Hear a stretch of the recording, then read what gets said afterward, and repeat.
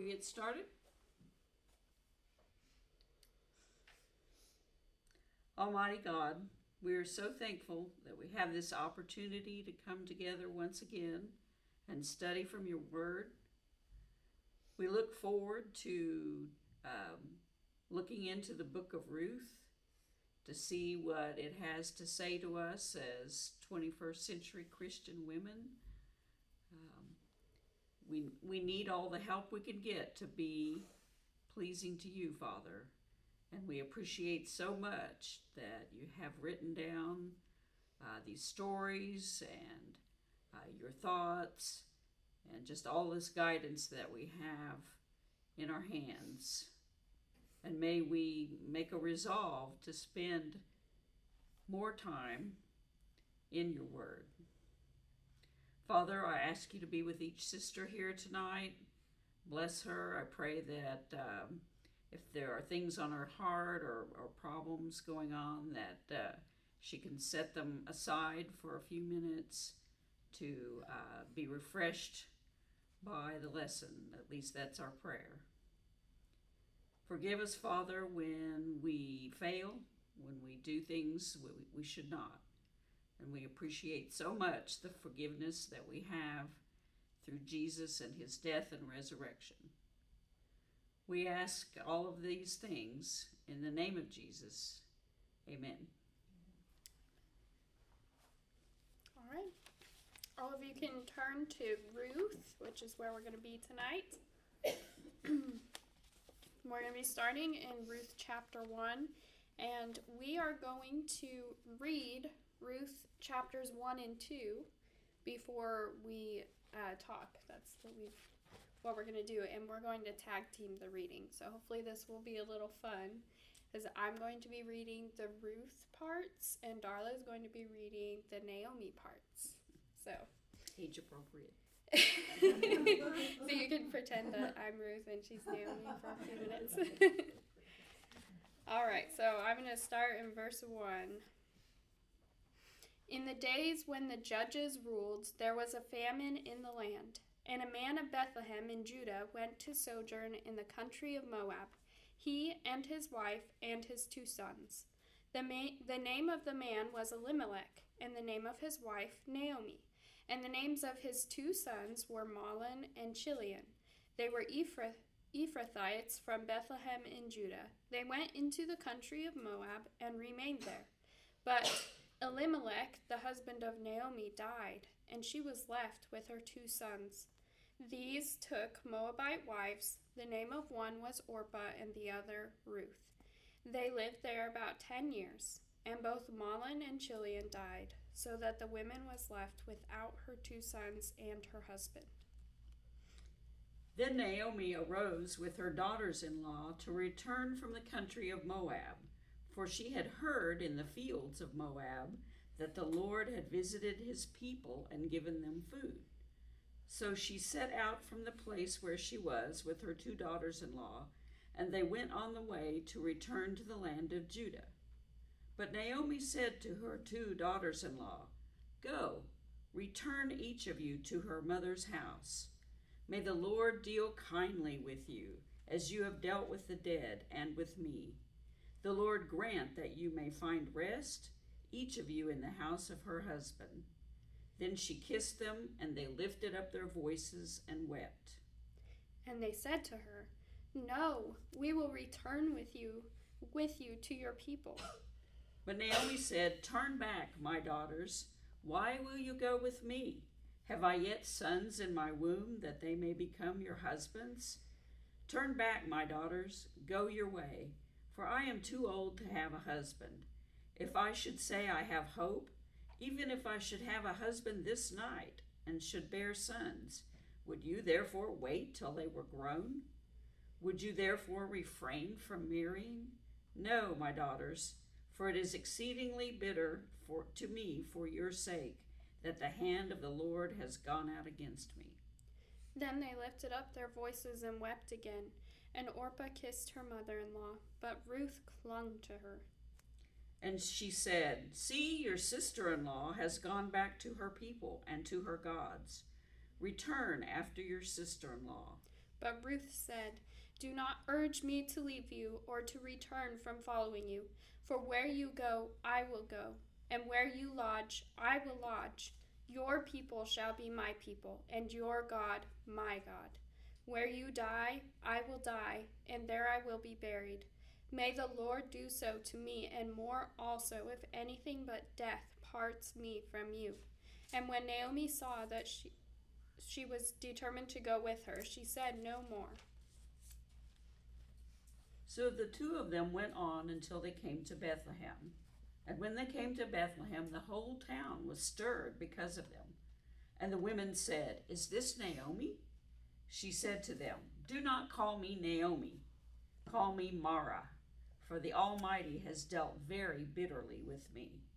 I went away full, and the Lord has brought me back empty.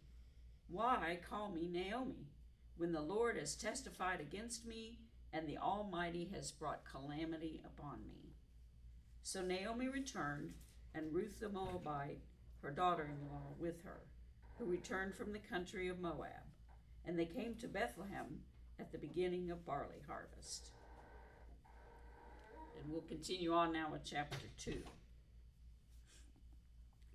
Now Naomi had a relative of her husband's, a worthy man of the clan of Elimelech, whose name was Boaz. And Ruth the Moabite said to Naomi, "Let me go to the field and glean among the ears of grain after him in whose sight I shall find favor."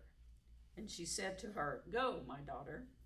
So she set out and went and gleaned in the field after the reapers. And she happened to come to the part of the field belonging to Boaz, who was of the clan of Elimelech. And behold, Boaz came from Bethlehem, and he said to the reapers, "The Lord be with you." And they answered, "The Lord bless you." Then Boaz said to his young man who was in charge of the reapers, "Whose young woman is this?"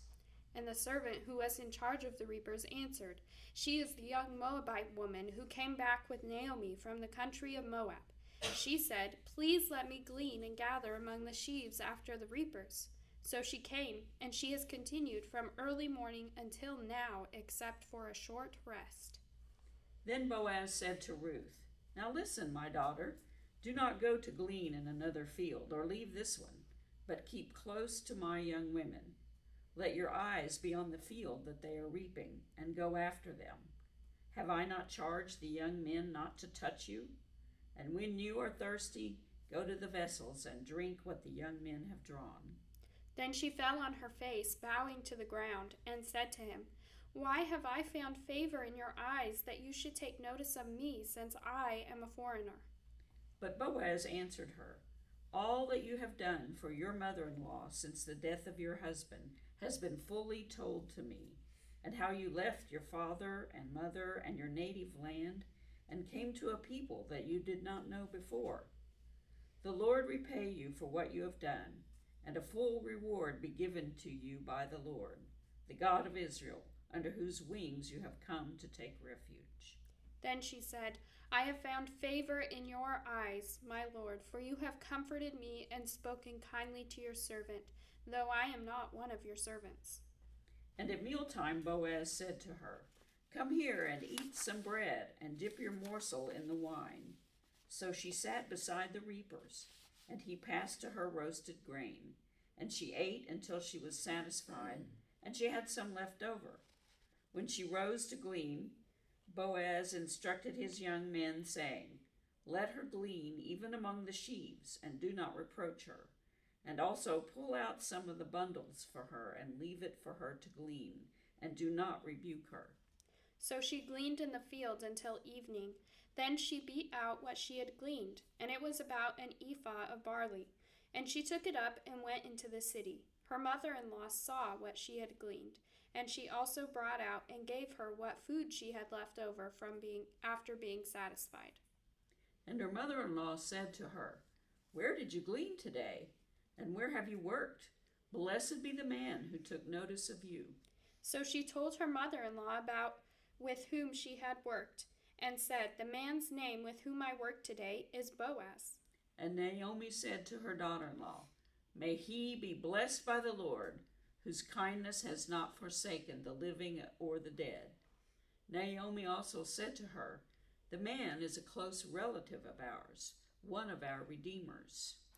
And Ruth the Moabite said, "Besides, he said to me, 'You shall keep close by my young men until they have finished all of my harvest.'"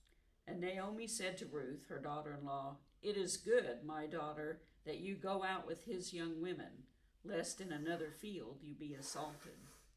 So she kept close to the young women of Boaz, gleaning until the end of the barley and wheat harvests, and she lived with her mother-in-law.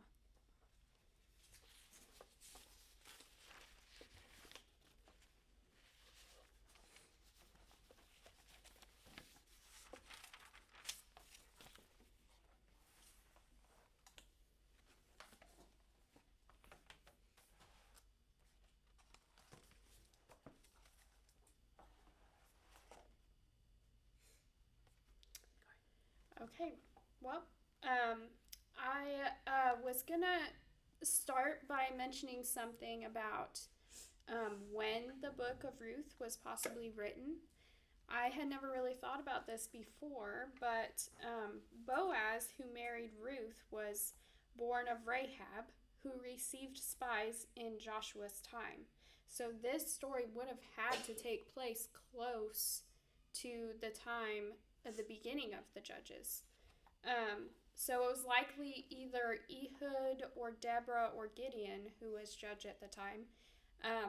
I think it's really interesting that in Gideon we read about a famine, which was caused by the Midianites' invasion, which was a punishment from God.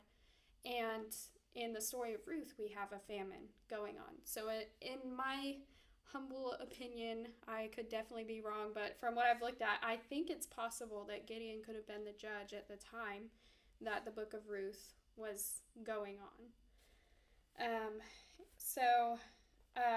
The progression of Ruth kind of mirrors that of the Judges. While Judges begins on a positive note, it quickly goes downhill. Ruth starts with a story of heartbreak and despair, but concludes with a beautiful account of love and redemption. So, I don't know, are you going to read this one? No, go ahead. Okay. All right. So, it's, and Chrissy Huntsman says, "It is ironic that the word Bethlehem means house of bread and praise.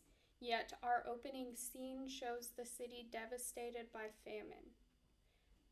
Because of the warnings and promises of God, we can assume that this famine is the result of disobedience on the part of the Israelites. And if this famine is indeed the famine that happens in Gideon, we know then that's because they were disobedient. Elimelech decides to go and sojourn in Moab instead of staying with his fellow countrymen and suffering through the punishment. He's trying to escape it. In Matthew chapter 16, verse 25, it's a verse we all know. "He who seeks to save his life will lose it." And I think that in this, when I was studying this, I felt like I was getting a whole different perspective that I hadn't thought about before. But Elimelech is the famine is going on as a punishment from God, and he decides, I'm going to try and get away from this punishment here. And he goes to a foreign land to try and escape it. And it could be that God's punishment to him was that he died. And then his sons further transgressed the law by marrying foreign women in Moab, which they were not supposed to do. And his sons also die. And so I've never really thought about their deaths as possibly being a punishment from God, but when I was reading through this, it started to make a lot more sense. And some of the things that Naomi says later kind of continue to enforce that idea for me. So I don't know. Has anyone ever heard that before? That Elimelech and his son's deaths could have been God's punishment. So in verse 21, Naomi has come back and she says, I went away full and the Lord has brought me back empty. Why call me Naomi when the Lord has testified against me and the Almighty has brought calamity upon me?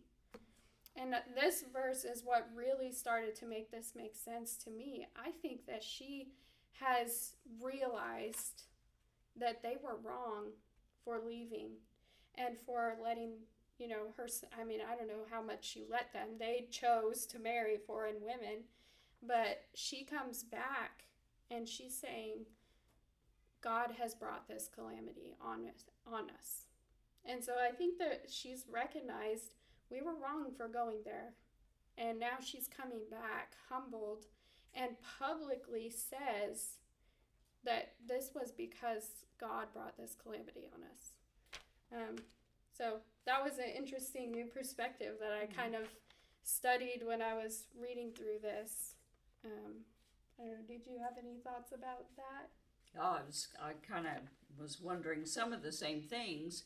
The only thing I thought of was in that time, unless Elimelech was a little unusual and said, well, honey, I think we need to go to Moab. What do you think? Yeah. It's likely that he said, we're getting out of here.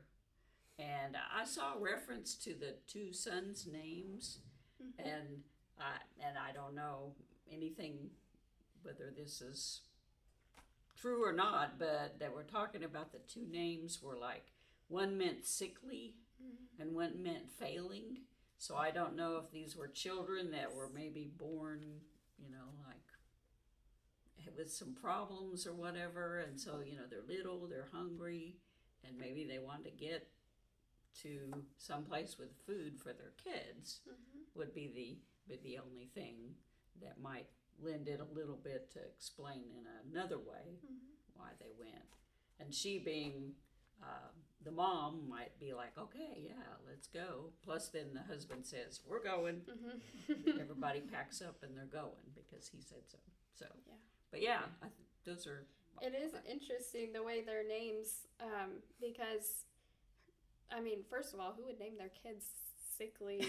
Like, that's sad. But then when Naomi comes back, she says, call me Mara, which is like, I believe it means bitter.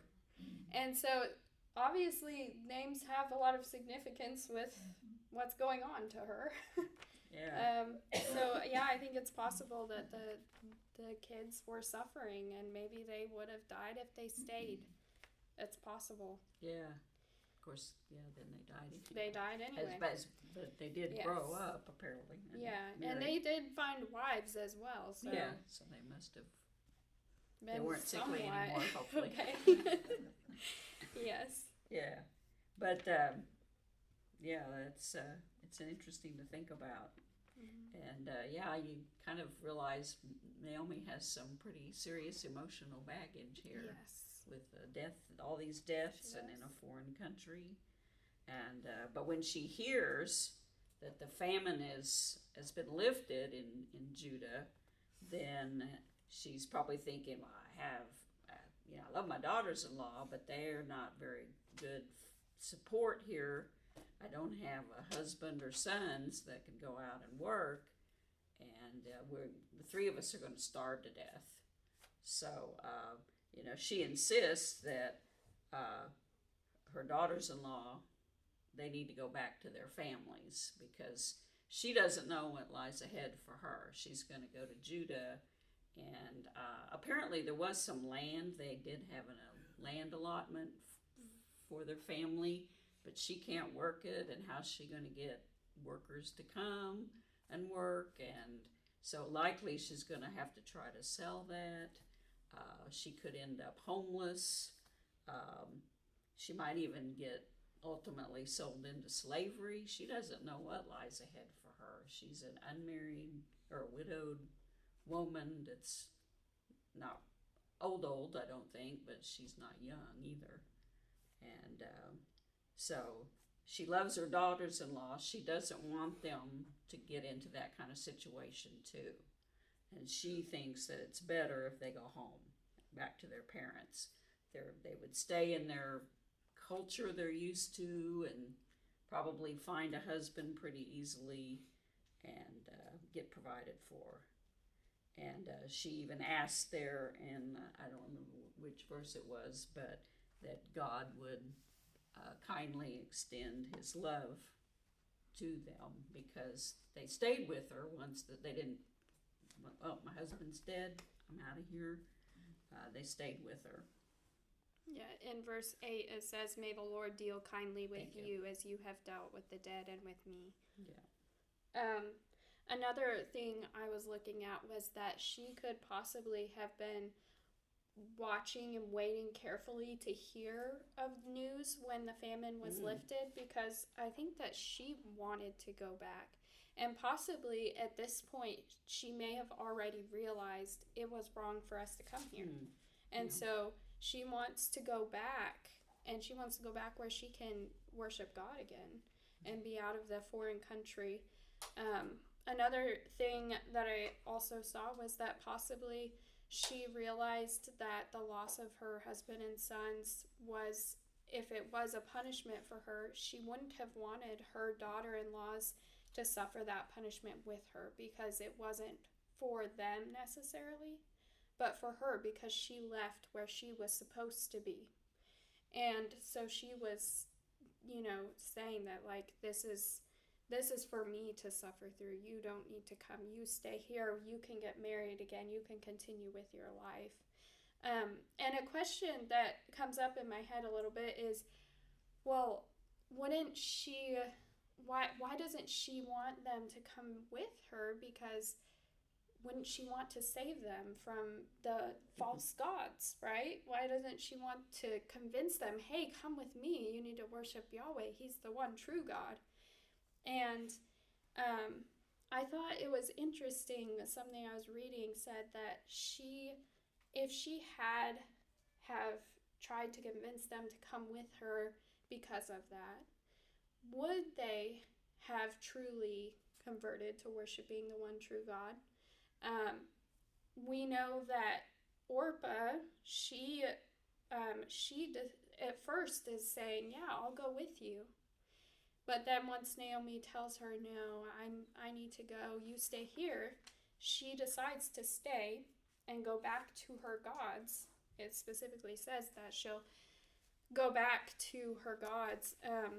And Ruth does not do that. She has decided herself, beyond any doubt, that she's committed to this. And Naomi doesn't try to convince her, because sometimes when you try to convince people to do something, their wanting to do it is a little weak. But she lets Ruth make that decision, and Ruth makes that choice and commits in such a way that she will never go back on that commitment. And sometimes I think you can kind of think about that when we evangelize to people. It's really easy to want to be like, you just need to get baptized, like, come on, get in the water. All right, we got you. We're good. Move on to the next one.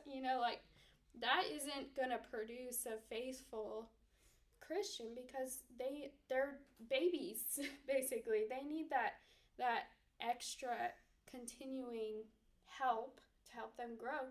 But also, it needs to be their decision.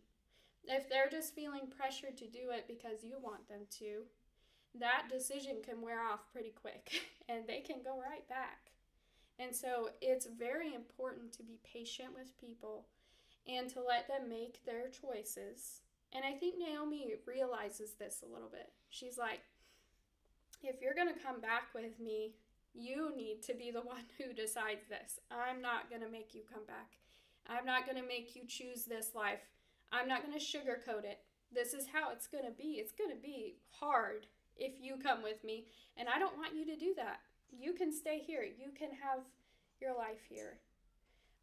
But when Ruth decides to go with her, there is no room for, I'm going to change my mind. I'll come with you for a certain amount of time. I'm just coming because I feel like I have to. There's none of that. She is 100% committed. And she leaves no doubt in Naomi's mind of that either. Yeah. So. Yeah, in Christie's book, this section is entitled "A Leap of Faith," and so she says that Ruth makes this leap of faith to come with Naomi, and then to kind of close out, I have one more thing to say. Sorry, I always have one more thing to say. Poor lady. No. Interesting to me also was the relationship between Naomi and Ruth. This is a mother-in-law and daughter-in-law relationship, and this is also the relationship of someone who follows God and someone who follows a false god. And yet, look how this relationship plays out. The love between Naomi and Ruth. And the way that Ruth eventually becomes willing to sacrifice everything to go with Naomi. And not only that, she the only thing she knows about God is Naomi, is what she's shown to her. And that was enough for Ruth to give up everything and follow. And it's often on my mind, how do we interact with family members who are not Christians? How do we show them the love of Christ, but also not participate in, not be influenced by, especially protecting our kids? How do we interact with them in a way that shows God's love to them, but doesn't damage what you're doing in your own family? And I just think this is so powerful because Naomi stays true to God and to what she needs to do. And she loves Ruth. They have a great relationship. And Ruth, because of that, is able to be saved. And she becomes a proselyte and goes and follows the one true God because of Naomi. So, thought I would point that out too. Okay, now you can move on. All right, we need to move on to chapter 2 and enter Boaz. And Boaz is translated man of great wealth, but Christy Huntsman says that it really doesn't do justice to the original language. The first, I think she meant Ruth chapter 2, verse 1. She has, but the writer uses the same phrase that he used in describing Gideon and David's mighty men. He's a mighty man of valor, but he's not just a rich, brave man. He is respected by his peers, by the community, and we're going to see his very godly character come through in the rest of this account.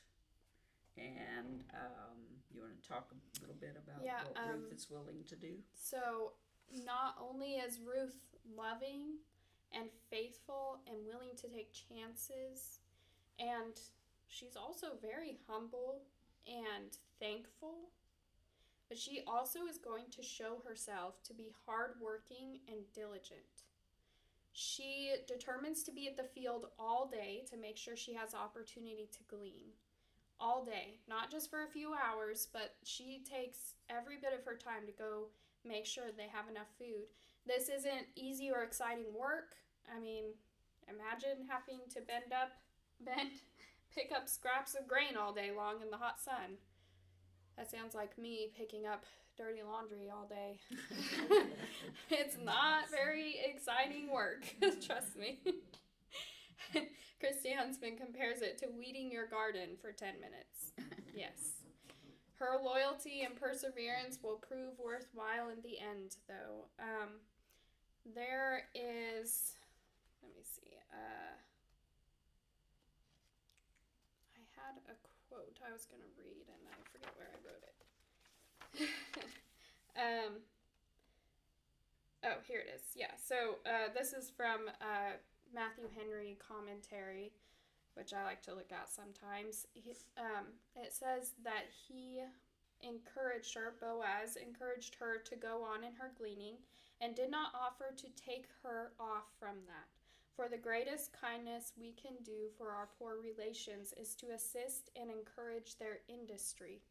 And I think that it's really important that she went to work for that food. She knew that she was there to help take care of Naomi and her. And I this question came up, what else could she have done? Because they needed food. They had come back to this country that she's the foreigner. And what could she have done to get food? Did she have any other options? And one thing that I read was that if you look back when it says the whole town was stirred when Naomi came back in chapter 1, verse 19, people noticed and knew Naomi and knew her family. So could Ruth had possibly have gone, spent time with those people and tried to get food from them instead of going and trying to work in the field? That was an interesting thought to me. But she chose to go and work for her food. She went and gathered according to the law, which I'm guessing that Naomi probably was teaching her all about the law. And according to the law, that was what they were to do to receive food. So she goes, she works, and she gets food. And in I don't know what that was, 2 Thessalonians chapter 3, verse 10, it says that if someone's not willing to work, then he is not to eat. And I think it's always been God's plan to allow people to work for their food. And that's why in the law, that was what was allowed, that you were allowed to go and gather. Not necessarily that food was just there and you just come and grab it, but they were to go and gather it. They put in some effort to receive that. And in the long run, that's better for those people. It's better for them to be able to have some ownership that I did something too. Christy Huntsman says it is a common theme throughout Scripture that the service we do to others blesses our lives. God expects our lives on this earth to be lives of service. This isn't always easy, but it is required. And Ruth was serving Naomi. But as we'll see later in the story, things are going to turn around for her in a very big way. So, do you have anything else to say about that? I was going to talk a little bit about Boaz again, because he demonstrated a great concern for Ruth. He was obviously very impressed that how she stayed faithful to Naomi and wanted to support her and help her. And so he thought of her needs while she's out gleaning. Ordinarily, I imagine, the owners of the field, when they're harvesting, they were told in Deuteronomy, don't clean every corner, leave extra out in the field. But he goes beyond that. He says, hey, come over here and eat with my people. And when you get thirsty, go get a drink of water. And he showed a great amount of favor and for her love to her mother-in-law. And so he just extremely impressed with her. It's this note here that I read. He said he then gave her a blessing, asking that God would abundantly reward Ruth for her remarkable loyalty. And he expressed the idea of God's protection by saying that Ruth had come under God's wings. And he just demonstrated a lot of compassion. He wasn't just following, okay, the law says do this, but he supplied her with ample food, and even telling his workers to drop a little extra on the ground for help her out here, because he could tell she was a woman of character. And I wonder if Ruth was surprised to be treated this way, because... Yeah, I think so. She said something about, why would you be nice to me because I'm a foreigner? Yeah. And I think in the foreign lands, they didn't have probably these same laws that you could go glean in the Probably field. not, yeah. And so not only was she able to go and glean in the field, but then these extra things that Boaz did for her. I think it made a big impact on her. Yes, definitely, yes.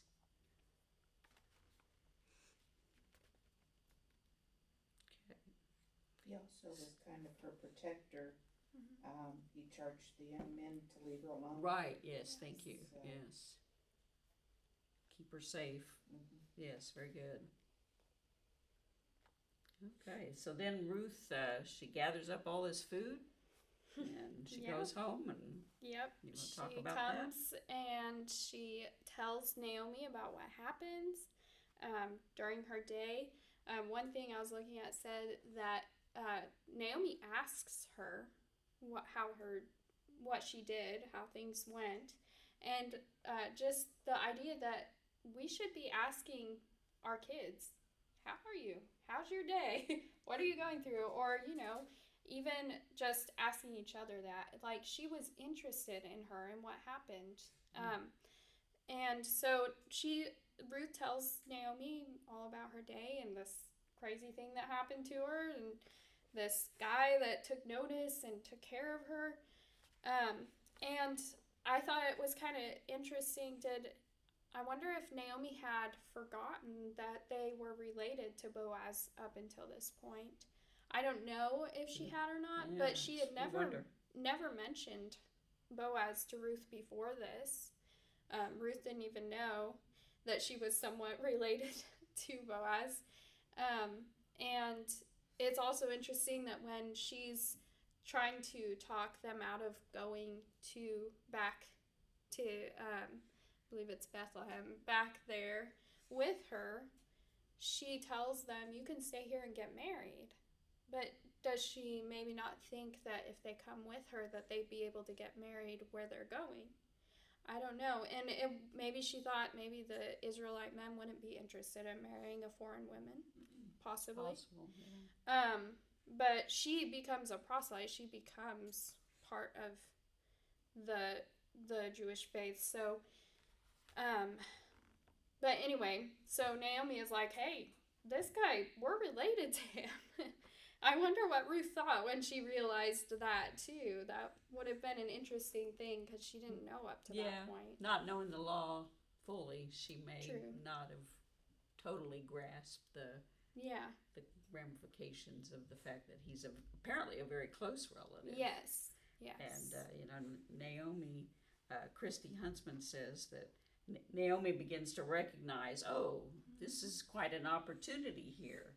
We don't want to let him slip away, so to speak. Besides, she probably is at first, I don't know that she's thinking, matchmaker. Yeah. But she realizes this man is a close relative, and so he's going to be willing, dare I say, obligated maybe, to help them out more, to make sure that they're okay. And maybe she's thinking of maybe this is the way I could sell the land that we have. Maybe we can finally do something with that, and that will help provide for us. Yeah. Possibly. Okay, yeah. So then, well. I think we're doing pretty good. So we're going to examine this concept of the kinsman redeemer a little more, and Christy Huntsman proposes that this concept is actually a shadow of Christ. And so she says, for now I will leave you with this thought. Will you follow closely to your Redeemer? Do you keep him in your sights every day while you work in his field? How can you make following Christ your primary goal? So, any closing thoughts for chapter? It is interesting that Boaz is very involved with the workings in his field. Yeah. He's not just leaving that to his steward. He's actually going down there He's a hands-on guy. checking on him. And you can the workers are talking to him. There's communication about who's around. He's keeping track of what's going on very closely. And he's not doing that to just micromanage. You can tell that he's doing it because he actually cares about them. He has a very caring attitude. Yeah, he greets them. Yeah, he greets the Lord them. bless you. They all hold him in very high regard. You can Sounds tell like throughout it. the Yeah, good point. whole thing. So I think that in that way he is kind of the reflection of Christ, like she said. Do we keep him, Jesus, in our sights every day? Are we walking close to him? Well, he's trying to walk close to us too. Mm-hmm. So Okay. Any thoughts, ladies? Anything else? You said he was the son of Rahab? I believe he's descended from Rahab. Is he not specifically the son? Okay. I don't know. I when I wrote it down, I was writing from the commentary, and it specifically said that he was born of Rahab. So I might need to look into That's that right. closer I and forgot see you if had that was mentioned a that earlier further today. descendant or if it was like he was Well, you think about Rahab, she wasn't a Jew. true. No. And so he might have remembered or Knew. I'm realized sure he knew. that That is a very and had good mercy point. on someone that was new to the culture too. No, good point. Yeah, thanks. Yeah, that is a really good point. Yeah. Well, and they're all in the genealogy of Right. David and Mhm. ultimately Right. Christ. So, yeah. But it's an interesting point. Yeah. Okay, very good. Well, we will wrap up Ruth next week with chapters 3 and 4. And then Thanksgiving's 2 weeks away. You guys have a great rest of the week. And Please. thank you for being a part of this class. Yes, we really appreciate it.